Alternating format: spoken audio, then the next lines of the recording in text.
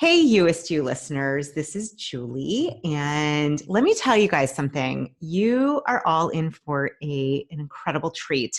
You're going to be meeting one of my favorite people who I've been so inspired by the moment that I met him. So let me tell you a little bit about Tim Rhode, and I really encourage you to make some time to listen and tune in because you're going to be uplifted and empowered. I know that.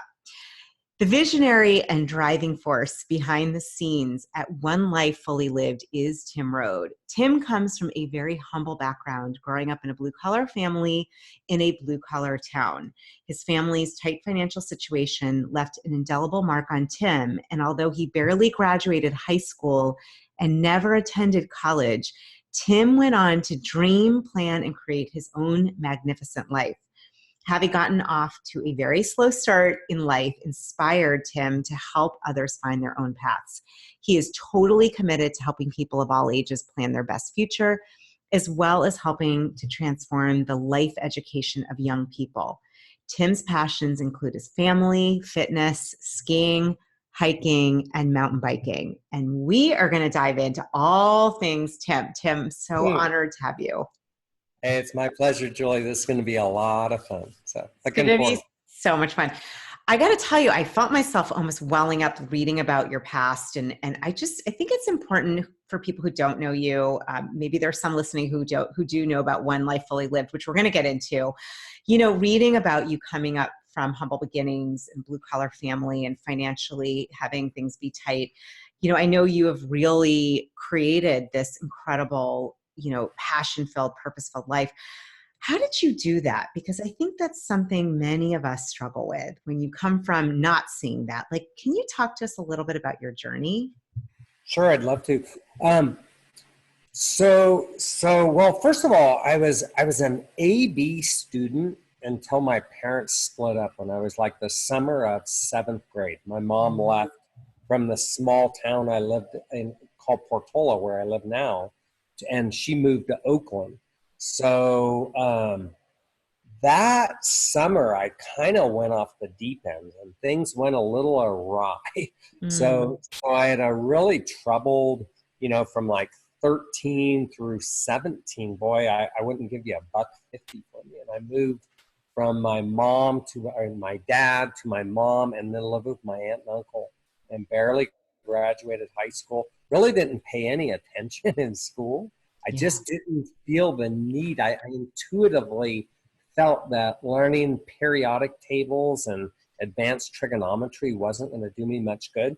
But my dad was my elementary school math teacher. And my parents were both very intelligent and very well read. Mm, So basic English, spelling, math, all the basics I was really good at. But beyond that, it was like, I don't need this. And so I got off to a late start in life, and was kind of a punk and kind of one of the more selfish people you'll ever meet, mm, at a young age. Yeah. And um, so at 18, my mom had asked me, Timothy, where do you see yourself in 5 years? And I'd say, Mom, there's a party this weekend. I hope I get a buzz. I hope I get lucky. But, that Monday, I have no idea. I was just a lost soul. yeah. So then, but I always liked making money and always had all these little side projects and stuff like that. And always liked talking to people. And being around people and selling, and I worked at Kinney's Shoes at Eastmont Mall in Oakland when I was 15 and was their best salesperson. People would buy all this stuff from me and bring it back the next day. You're such a nice young man. So there were all these weird, things going on. But uh, so anyway, I look up and I have kids, and that's in my early 20s, and that's when it's like, all right, this just isn't about you anymore. So I'm a Mm, union grocery clerk, not getting enough hours at 25, and I had to literally go door to door painting addresses on people's curbs to buy diapers for my 3-year-old and 1-year-old. I sold while Ed Koneski worked the stencils because you didn't want me to paint 531 in front of your house. It was going to be all spray funny, but I could sell and Ed could stencil. So we made enough money to buy diapers for my, I wasn't getting enough hours in the grocery business. And I tried to get my real estate license. My dad paid for it when I was 18. I didn't pass. My mom paid for it when I was 22. I didn't pass. Wow. I'm a part-time grocery clerk doing the stencil, working night crew, paid for the license myself the third time, and I passed. And so I got my license, and I've been talking to people about real estate in my grocery line, and I was always played Monopoly and was fascinated with money and liked people, and then I was able to put it all together because my first weekend selling real estate, I held an open house and I sold it. Those people needed to sell their home, so I put their house for sale. I took some buyers out to show them property, and they bought a house. So that Sunday night, I'm trying to calm down because I sold 3 houses and made as much money that weekend as I had in the last 6 months. Wow. So it's kind of like I put the key, I kept trying to put the key in the lock, and it didn't fit, and it didn't fit. And I finally opened the door, and I couldn't sleep that night. I was literally sitting in the bathtub at 2 a.m. trying to calm down because I knew it was on. Wow. So that was kind of like the doors opening. Yeah. Oh, I love it. Some of what you're saying, and I want to talk more about what that led to, but what you're saying is that you knew intuitively, you said intuitively school wasn't for you, and you'd been looking for that key. I think this is what we do. And those listening, what is it? What is it? And it was if you paid attention, you had clues. You liked Monopoly. You liked making money. You loved people. You loved helping people. I mean, for those listening, Tim is probably, you're one of the most kind-hearted, loving, literally, I remember when I first met you a few years ago at the Best Year Ever Blueprint Conference, I think it was. And I'm like, who is this big-hearted person? You just emanate that. You really. But going back to that moment, you didn't know this, but you were putting these pieces together, and it sounds right. And you failed. I love this story because you failed a few times before you took the real estate. Yeah. Yeah, lots of trial and error, and lots of figuring who I wasn't. But I want to go back to that key in the lock. At One Life Fully Lived, we teach this thing. It's called the One Life Fulfillment Triangle. And think of this, everyone. Think of where do your passions on the bottom left, your talents on the bottom right, where there's opportunity in the marketplace. Oh, I love it. Look in that triangle and think of the word fulfillment going down it. Where do my passions meet my talents, where there's opportunity? Love it. And to me, the word fulfillment is success with depth.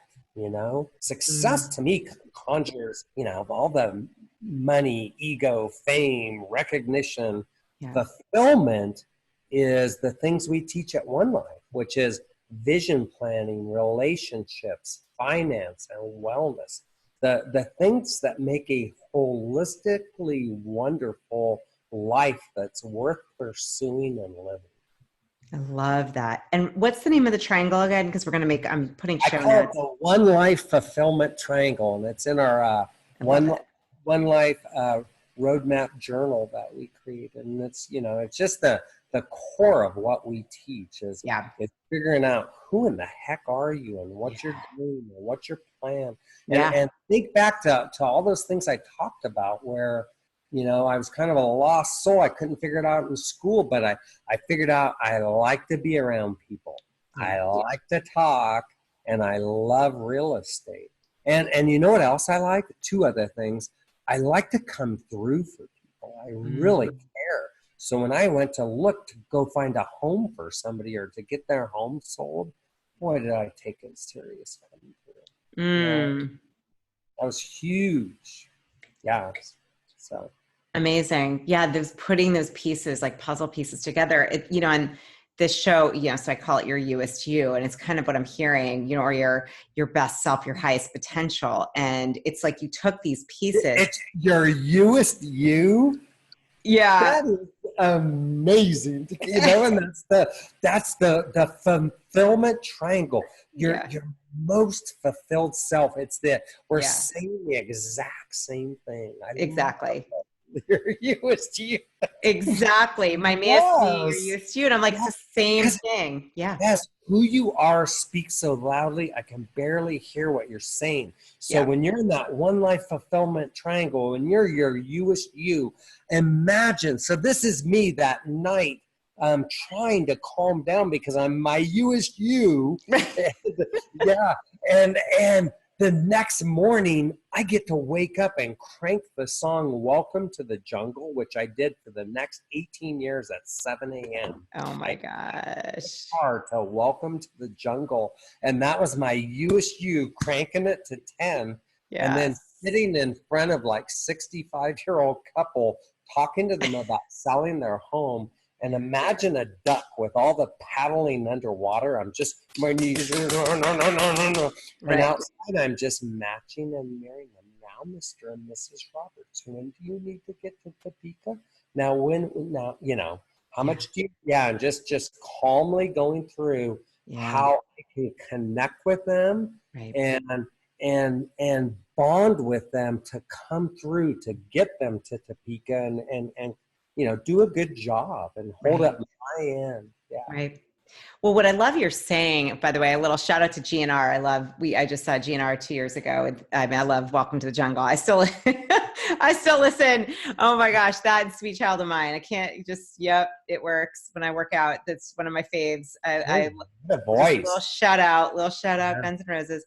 Well, what I think you're also saying, this is like, for people tuning in, you can hear it with you, Tim, is that the energy, there's a difference in energy. There's a difference in vitality and radiance and feeling alive. And like you're really into that sweet spot, that flow spot, because you couldn't go to bed. It was so much, you got so much, almost like plugged into the wall versus when you're talking about the selling, for getting diapers and grocer, I mean, your energy was much lower. And so, I think these are things that people can use, like tune into your wisdom.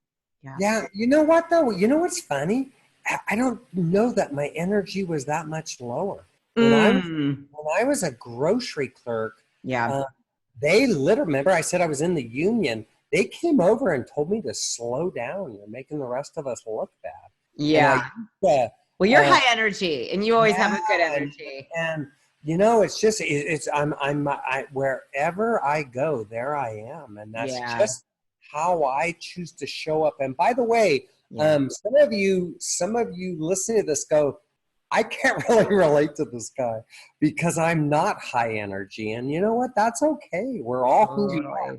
Totally. And when I had kids, Yeah. I made a conscious choice to absolutely love them unconditionally Yeah. and help them be their youest you. Yeah. Find their fulfilling selves. Yeah. And boy, that's hard when you cast a big shadow to make darn sure Yeah. you're not imposing, your will, if That's you right. will. You give them the space to blossom and become their truest selves. So. Right. No, I love it. And I think, yes, you are like super high energy in all spaces. What I hear though, is this like love that you might've done the best you could and found the best of yourself in the grocery position. But what I'm hearing is that real, like that click, that lot, like you unlock the door, as you said, and you were like, I love people. I love being all about caring for them. And I love real estate. I love being successful in it. And so the thing is, what's so amazing with you, I know that 18 years playing Welcome to the Jungle, doing really well in real estate, doing something you love. Talk about, so as you're living into your USU, you're being like really lit up by what you do. How and when did OneLife Fully Lived? How did it get formed, get birthed? Like, how did that start? Tell us a little bit, and then like about what it is. Okay. Well, first of all, it's onelifefullylived.org. I always wait too long to do any kind of who we are and what we do. So check it out. It's the number one, onelifefullylived.org. It's an Yes. amazing organization. I'm also the founder of one of the founders of something else called GoBundance.com, Yay, which go is Brendan's. kind of a mastery level of onelifefullylived.org. So shout out to GoBundance also. But Nice. my heart, candidly, is with onelifefullylived.org. And it's our nonprofit, and it's where we lift those most needing help. So Wow. I told you I got off to a rough start. Then I'm a grocery clerk, barely getting by. Right. And then so I'm 25 years old, and at 40 I retire financially free. And I think before I talk about OneLife, it's a really huge piece of this story is Yes. broke painting addresses on people's curbs. Yep. And 15 years later, and it went just like this. It was so easy and so fun. Yeah. I just did the straight trajectory. Yeah, right. Right. Take us through Yeah. the journey. So what did I do right? Here's what I did right that most don't. My income starts going, I'm making 30 grand as a grocery clerk. I make 70 my first year in real estate, then 160, then 300, then 400, then 500. I start making real serious money. My expenses go from 20 to 30 to 40 to 50, while my income soared up to 500. Yeah. And that's what most people don't do. Usually their income goes to 100, or excuse me, their expenses 100, 200, 300, 400, 500, 600, 700. They don't pay any attention to this. Yeah. And this is, if you get nothing else out of this, no matter where you find yourself on this, two thoughts. Number one, defense wins championships. It's not what you make, but what you do with what you make that makes the difference. That's Robert Kiyosaki. It's not what you make, but what you do with what you make that makes a difference. And that's how I was able to retire financially free at 40, where very few do that, you guys. I've met hundreds of thousands of people in the 30 plus years of the self-help world. And what I did is I paid attention to the OneLife ABCs. A, increase your offense. B, defense wins championships. Know what it costs you to live. Where's your leakage? I'm not saying be a miser and don't live and don't go on vacations and don't reward yourself along the way. But just be wise with, as your income goes up, have your be mindful of what your expenses are, and get to the C, which is invest your profits wisely and learn all you can about investing. And if you remember, I paid no attention to periodic tables, advanced trigonometry. What I learned a lot about is salesmanship, how to come through for people. Books like The E-Myth on how to run a business, books like The Richest Man in Babylon on how money works, and Millionaire Next Door on how to be frugal. And then I learned all I could about investing in real estate because that's what I knew.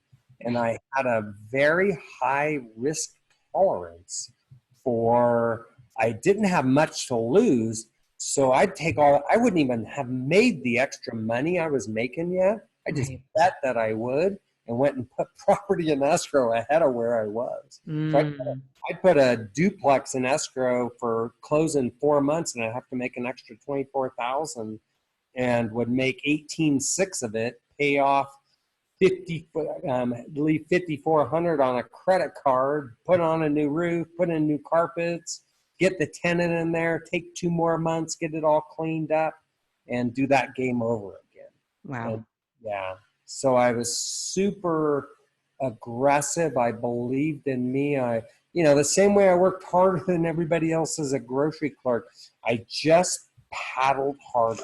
And Christopher Lochhead says, you suck, you don't suck, or you're legendary. In the book, Glenn Ross, you either win the Cadillac, you win the steak knives, or you're fired. Right.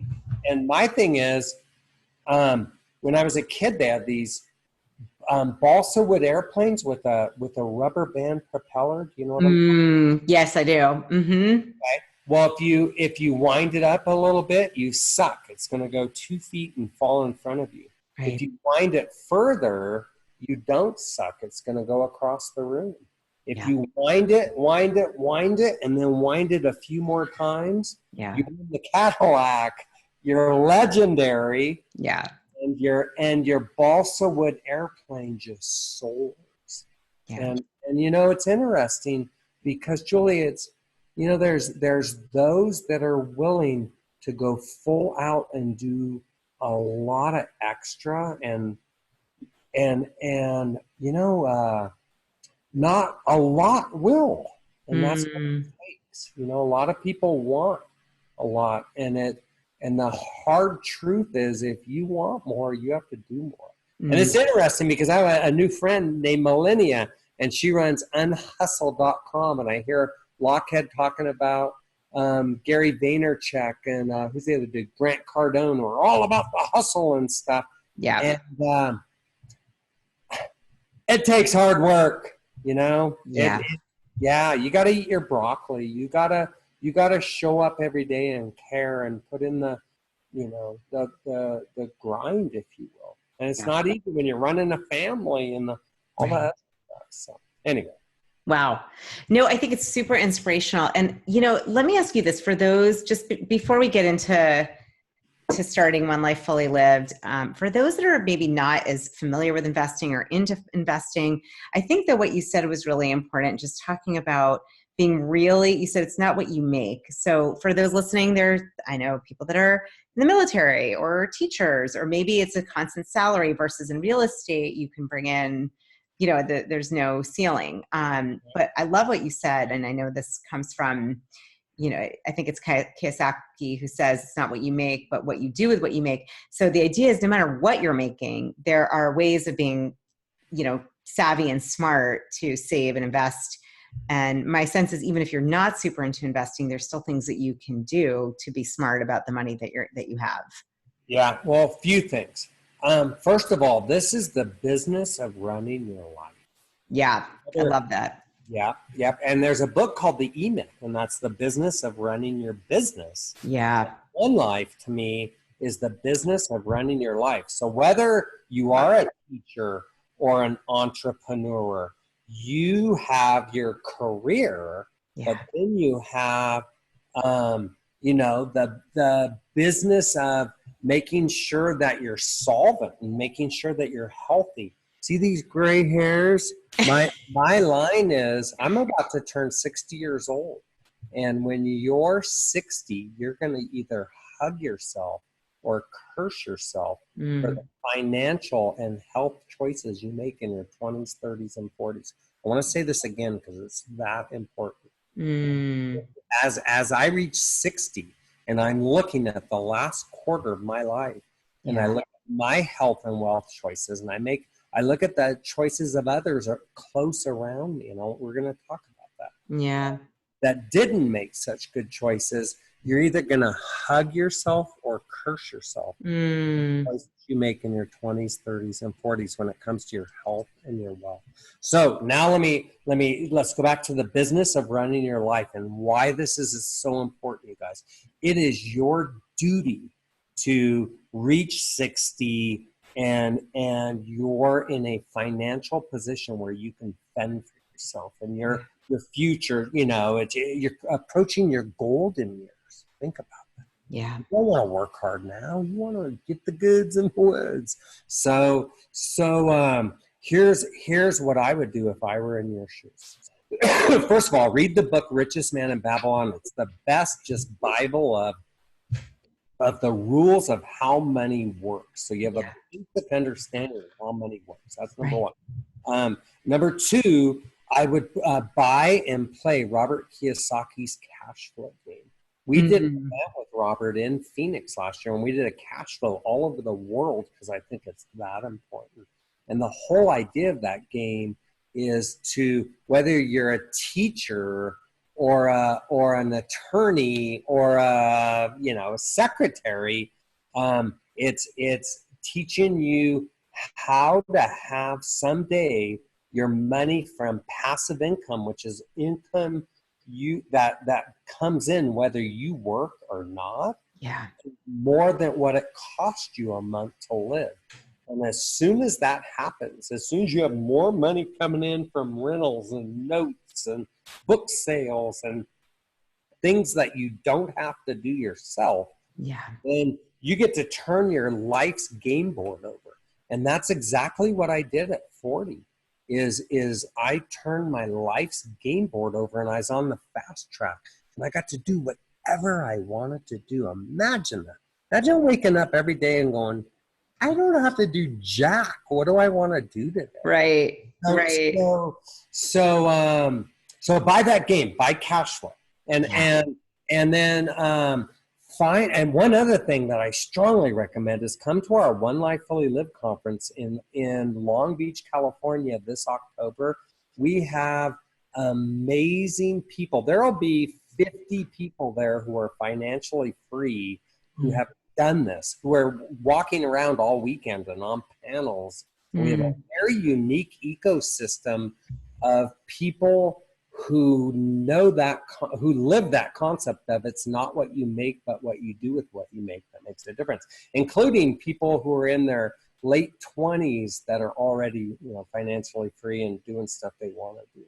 So go to onelifefullylived.org, come to our conference, come to our panels on investing, and learn how to do this yourself. So that's another recommendation.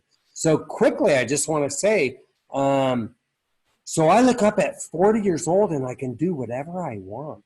And I choose to sell right into the Cali craze of all of our properties. I build our dream home up in the mountains, and I had written a dream back in the 90s that someday I'd be looking out at this most magnificent view. And I don't know if this is a bad idea. For those who are tuning in, listening, we're going to have this on YouTube too, so you can actually see Tim's awesome mountain view. Oh my God, I got to glimpse it. It's gorgeous, beautiful. So I see all these peaks that I ski. I've skied that one, I've skied that one, and I've skied that one. Yeah. And I wake up every morning and I watch this most amazing show. And the other day I'm playing my disc golf course in my backyard, and a freaking bear saunters by. This is my idea of One Life Fully Lived. So I spent 10 years in the boonies just dreaming and scheming and what's next. And I start thinking about humanity and how few people are living such an amazing life. And I think of all the struggles I had when I was young, and it just hit me, Tim, all these amazing people in all these areas of mastery. Yeah. What if you kind of corral all that talent and help almost be a middleman between these people living lives of mastery and vision planning, relationships, finance, and wellness, and this world of mindlessness, where people are just existing and suffering. And so that was where the idea for One Life Fully Lived came from. Amazing. About 8 years ago. Amazing. And I have to say, just, what I love is you're taking the wisdom, what you've learned, and the ability to go from the grocer, like needing money for diapers, to building your dream house. And for those listening, you could say like, oh, that's nice. Like, I'd like to do that. The thing about Tim is you're not just humble, but like, you've actually been able to go from A to Z, and you're all about helping people to do that in whatever way that they can, and ways to really learn that all different aspects: health, wealth, financially, spiritually. I mean, I know you go into all different aspects of being your US, being your highest potential. And it's just inspirational. I think if you're listening, like, whatever it is you're dreaming, like Tim's showing, you can do this. Like, we're all equipped to be able to do this. That's our birthright. My belief is, at least. And I think that one of the couple things I hope you caught. One, I'm not the brightest person you will ever meet. I barely graduated high school. You know what I mean? And I could have gone to college, and I'm sure I would have done okay. Yeah. But I'm not super intelligent. I'm a everyday guy, but what I do is I'm a grinder. I wake up every day and I work hard every day. Yeah.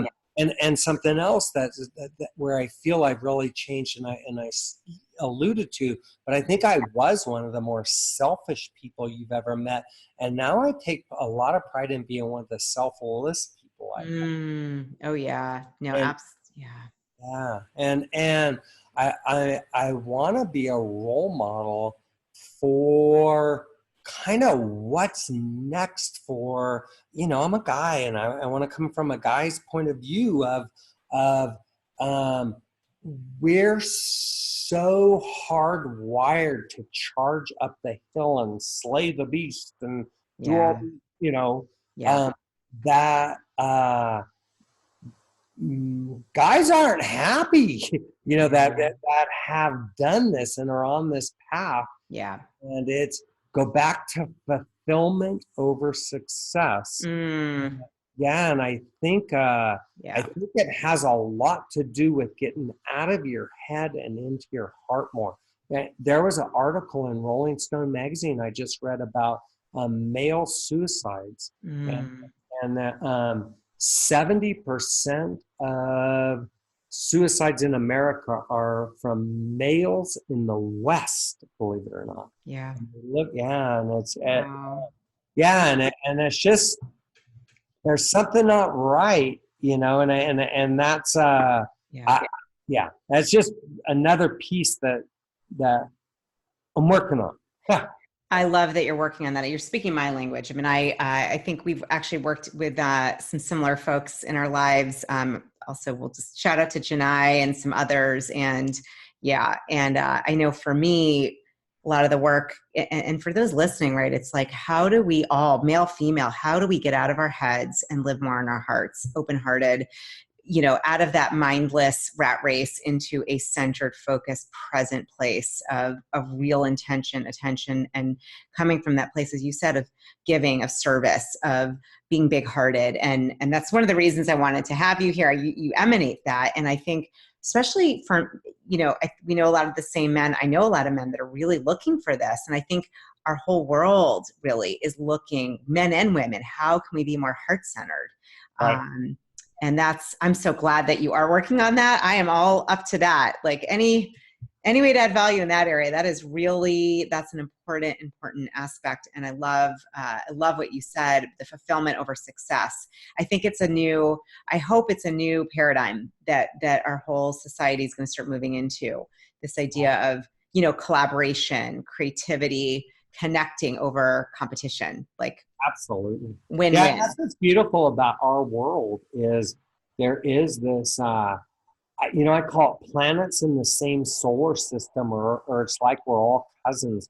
The other day, John Broman, who's in a competing nonprofit called the Front Row Factor. I love him. I just saw him in the event. He's a homie. He's like MC at our conference, and this is just a taste of how, there's supposed to be this competition. Johnny texts me and goes, "Hey Tim, Hector is crushed. Hector Santastabian is crushing it with your social media for One Life Fully Lived. Would you be offended if we used him too?"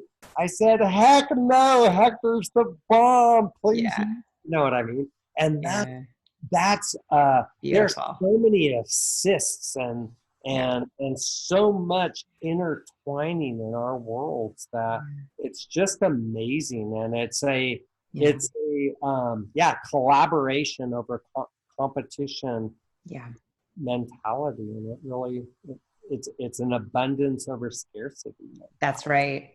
Yeah. That's one of the things I salute you for and what you're doing. And we love John Vroman. He's been on here too. And it's like, I'm seeing, and it's just, and I would ask those listening, like, I think it's something sometimes you have to for some of us, we have to reprogram ourselves. There's a whole, unfortunately, although it's shifting, like this fear and scarcity, and I get it, right? I think it's Gary Zukav who talks about either it's fear or love. And I know I'm in the camp of like, let's come from love and see what that's like. Like, let's come from win-win-win, abundance. And I love that about you. I love that about John Broman as well. Like, you guys you can tell, but I know with what you stand for with One Life Fully Lived. It Can is. you imagine the first time he and I got on a call Oh together? my God, I cannot even.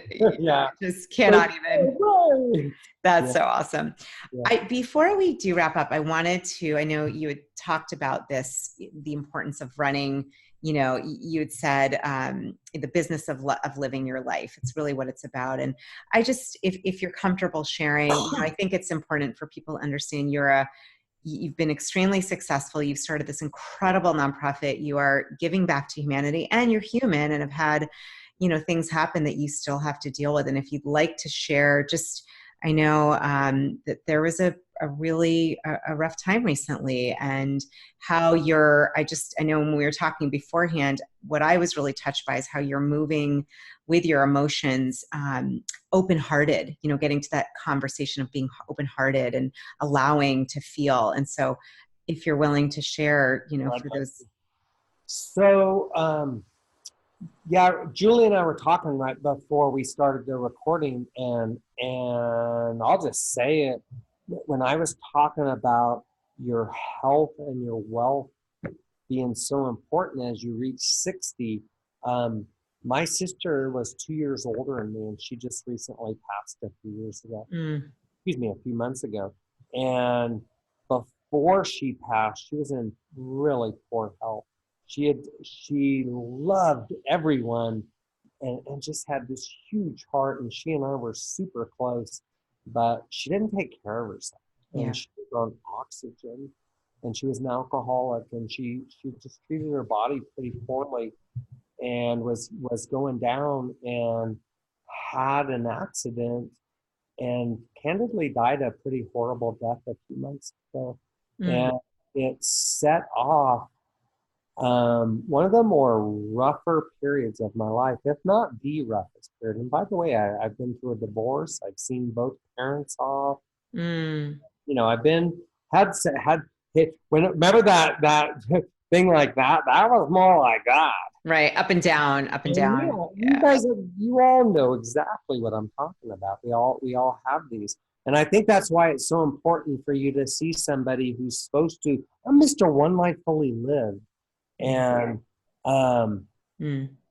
I was suffering, and I had a really, really rough time. And I'm not the type to put all this out on social media. I'm actually a pretty private person, and appreciate living a private life. But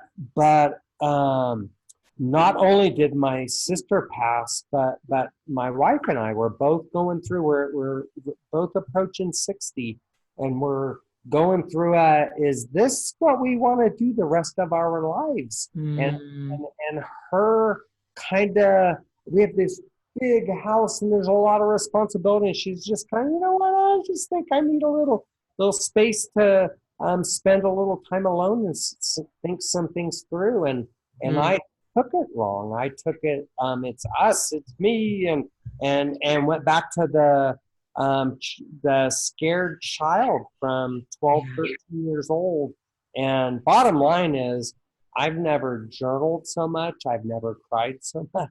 And I had a really quiet, reflective way going inside and eating my broccoli like I never have before. Yeah. And what I came out of it with is first of all, Tina and I came out of it. We love each other very much and want to spend the rest of our lives together. That's most important. Awesome. And we're she's down packing up the camper, and we're heading off on a camping trip right after this. But awesome. But I realized that no matter what happens, I'm a happy person, and I'm going to show up every day, and I'm going to do the things that I need to do to put the oxygen mask on me to, be the best individual I can be, and show up in that manner. To where I can be the best man for her, and the best dad to my kids, and the best leader I can to the community that I want to lead. So Well, Tim, I first of all thank you for sharing. I'm so obviously sad and sorry about your loss. And one of the things I just want to say that I'm just acknowledging you for, especially frankly as a male, we talked about this a little bit, but the idea that you started this one life fully lived, what I really got is you were fully living, meaning being with emotions, open-hearted, allowing yourself to feel, journaling, crying. That I mean, for those listening, I know for me, I used to use and abuse food to not have to feel those things. And I just hear such a well-being, such a openness to life as, what you created fully lived. And it's inspiring to me and hopefully anyone living, like we things happen in our lives. There's definitely ups and downs, and it's about how are you showing up. Like you said, oxygen mask on you, like you said with your beautiful sister, had the biggest heart for everyone, but not herself. And so everyone listening, start with you, and you're really emulating that and sharing that. And I thank you for sharing your wisdom, your heart. You're just, I really think of you as this beautiful leader in spirit. And we're lucky. I'm lucky to know you. We're lucky to have you here. And I'll make sure we have all your information. I know people can find out more at onelifefullylived.org. Correct. And you can also, if this touched you and you want to reach out to me direct, you can reach me at Tim@TimRhode, RHODE.com. That's Tim@TimRhode.com. You're amazing. Yeah. That's amazing. Most people don't give their personal email. Okay, you guys. So seriously, what I know about you is reach out to Tim. He'll write back to you and it will be heartfelt. So whatever it is, just send a note. If that touched you, I'm sure Tim would love to hear from you. And it's been a blessing to have you today. And thank you for all that you're creating in the world, and the open-heartedness, and being fully, one life fully lived yourself. You're doing it and inspiring so many people. Well, thank you so much, Julie. And if this touched you, please do go to our website, onelifefullylived.org. Come join us at our conference this fall in Long Beach, and all the information's on the website. And if you want to help us help others, we have this thing called the Contributor Club, One Life Contributor Club, and we can help you master your, anything with your finances and your fitness with our One Life Mastery coaches. And you can help us help the kids just getting out in the world through that. So check out, everything's at onelifefullylived.org. And you can also get our One Life Roadmap Journal on Amazon. So go to Amazon.com. Awesome. We'll have that too. Yay. Awesome.